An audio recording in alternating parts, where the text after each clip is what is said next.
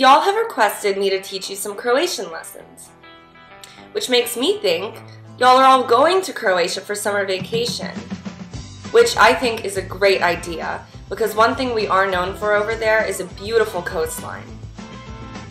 Well, that and landmines, post-communist depression, alcoholism, and really tacky tracksuits. I love being Eastern European, however, I don't love being stereotyped. Foreigners seem to have this idea of Eastern European women as being these submissive, desperate, poor, tragic beings who will do anything to marry a man with a foreign passport. We're not that submissive. Like, Croatian women beat the shit out of their kids. And we definitely don't marry just to have a foreign passport. We only do that for American passports. We even kill for American passports. The fun part about being a Croatian is it has different implications depending on where you go. For example, in America, being a Croatian immigrant means that your parents are both doctors or scientists, and that you got straight A's all through grade school, went to the most prestigious university, graduated early with honors, and are now making your first million. So when you tell people in America that you're Croatian, they assume that you're basically going to steal their job. People have also accused Eastern Europeans of being really sad and not having a sense of humor. First of all, we're not that sad, we're just really drunk. And secondly, maybe you don't notice our sense of humor because we only laugh behind your back because the joke is about you and your mom. Meanwhile, when you tell somebody in Italy that you're Croatian, they assume that you're either a prostitute, a stripper, a sex trafficker, or an illegal liquor salesman. In Croatia, there's no such thing as casual small talk.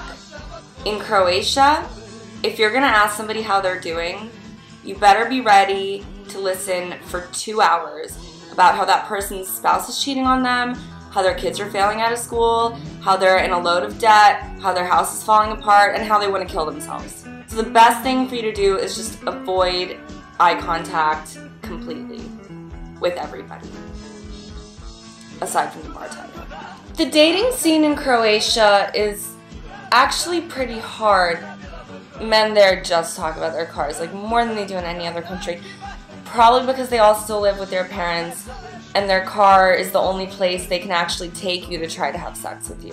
In Zagreb, it's like the gay guys can't say that they're gay because they'll get beat up, so you kind of just have to like date a guy for a few months until you catch him sleeping with your brother. Because we drink so much, we have a lot of sayings like, I was as drunk as. Pijana ko guzica.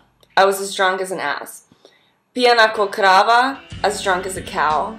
This looks like coffee, but it's not. It's a black Russian. It's probably a black Croatian, but Russians stole that from us.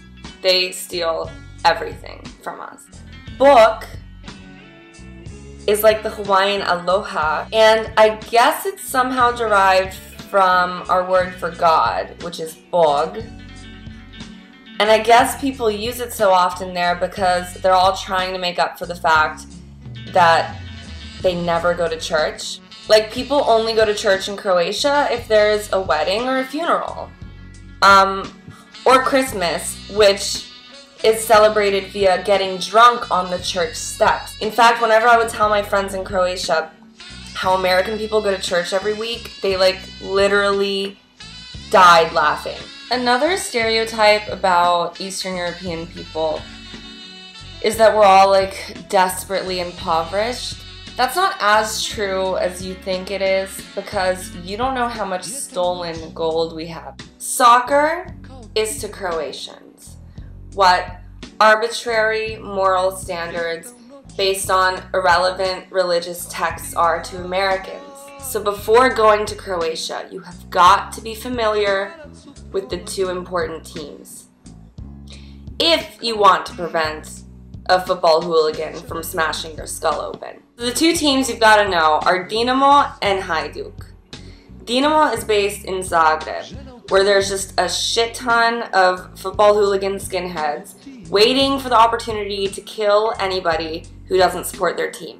I recommend you to wear a Dinamo jersey under whatever outfit you're wearing constantly, like just to be safe.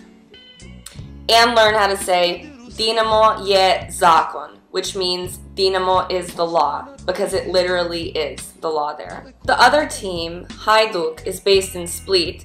Those guys aren't even that violent because they're in the south and they're lazy, so whatever. Let me tell you all a secret. Even though I was born in Zagreb, so technically I should support Dinamo, I really support Hajduk. Not that I know who any of the players are or like who won the last time, but when I was 16, I fell in love with a really special boy from Split, and he liked Hajduk, so it's just something I couldn't really let go of. Wait, I guess someone's here to kill me now.